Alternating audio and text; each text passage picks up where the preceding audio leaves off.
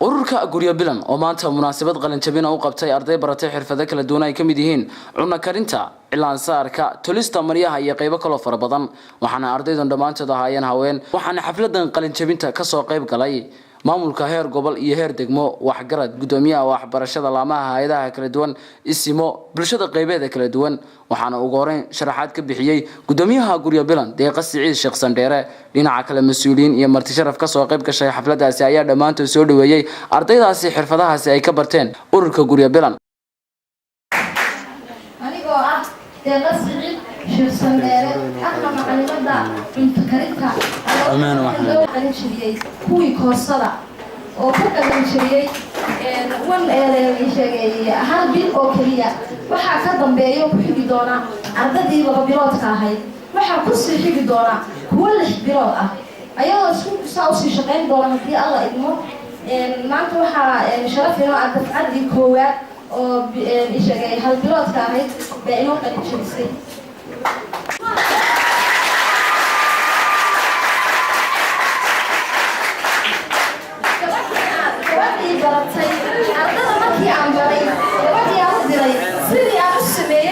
samaysay way ku guuleysatay markii koowaad ardadu ay samaysay iyagoo way isku dayi doonaan wayna igu dayan doonaan tahay sidii aan ka doonaynay bayna u soo samaysay ama macallimadeedu ay u samaysay aad iyo aad u fiicantay boqolkiiba 3 iskuul oo isu tagay oo ah ahodan ayaanle iyo beauty salon guriga samo kaasoo ka mid dhalinayna inaan kor ugu qaadno skillska habluhu ama guriyada kaga shaqeystaan ama xirfado kale iyagu wax ku bartaan ha noqdaan ayaan maanta u soo bandhigay in badan baa dhigayada waxa ka badatay oo aan madaxdan iyo ugu sacsunay hay'adaha inay arkaan haweenka gobolka soo waxa ma qabsan karaan baan inaan wax qabsan karno iyadoo cidna caawisay aan jirin maanta haba yaraatay midowga iyo soo bandhigida raashinka faraha badan cuntadii wacnay quruxdii oo nin kastoo hadda wax iska waxaynayay sida idoo kale ay guursan doonaan insha Allah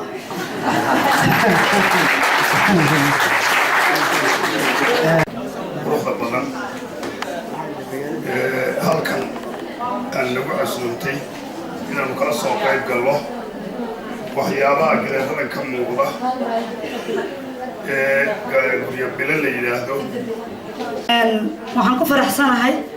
dhaqankeennii hore oo laga tagay oo ay soo cusboonaysiisay macallimadeeda deeqa Siciid Sandheere aad ayaan ugu faraxsanahay gabagabadiina munaasabadan waxaa soo afmeeray garaad jaamac garaad Ismaaciil Ducaale oo ku bariyay inay sii wataan xirfadaha ay ka barteen ururka guryo bilan garaad jaamac garaad Ismaaciil waa garaadka quriya ee maanta gobolka Sool ku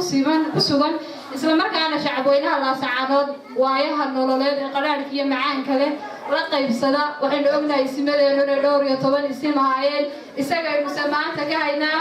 xurmad leh waxaan ku leenahay ku soo dhawow intii waxa weeye ka qalin jabisay dugsigan